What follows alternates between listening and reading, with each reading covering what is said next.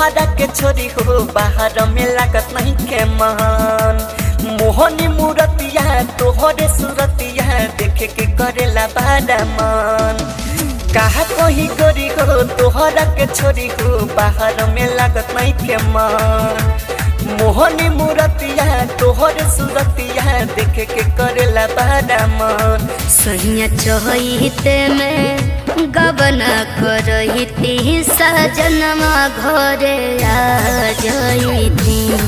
सहिया चहिते में गबना करहिती सजनमा घरे आ जइती।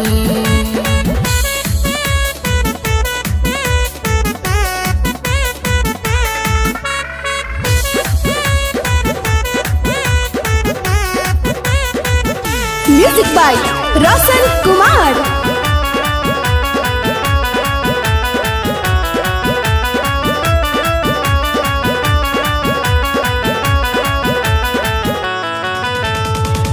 हमारा लागी खाना धनिया हाथ से बनई कटनी कके आई सजनी मुँह में खियाई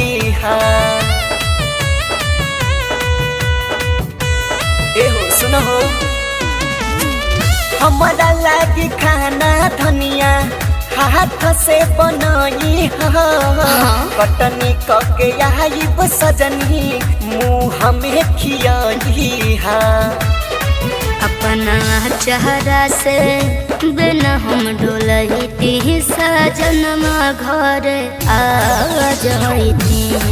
सहिया चहिते में गबना करहिती सजनमा घर आ जइती।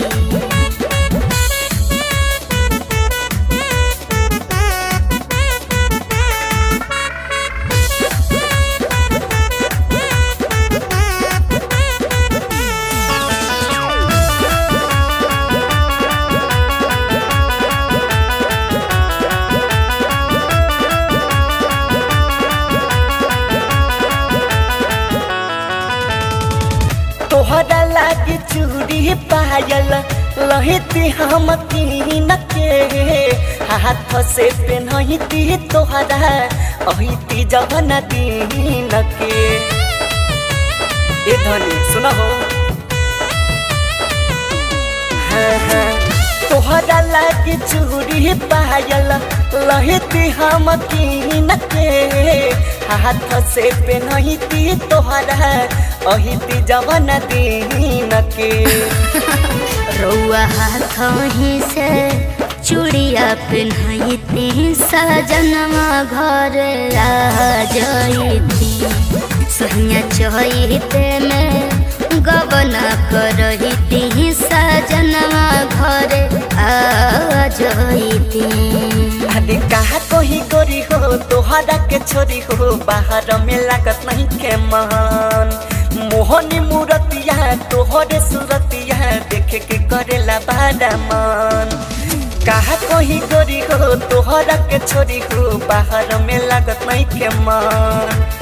मोहनी मूरतिया तोहरे सूरतिया देखे के करेला बड़ा मन। सहिया चहिते में गबना करहिती सजनमा घरे आ जइती। सहिया चहिते में गबना करहिती सजनमा घरे आ जइती। बाग आर्ट रिकॉर्डिंग स्टूडियो राजापुर सोनी बाजार सीतामढ़ी बिहार।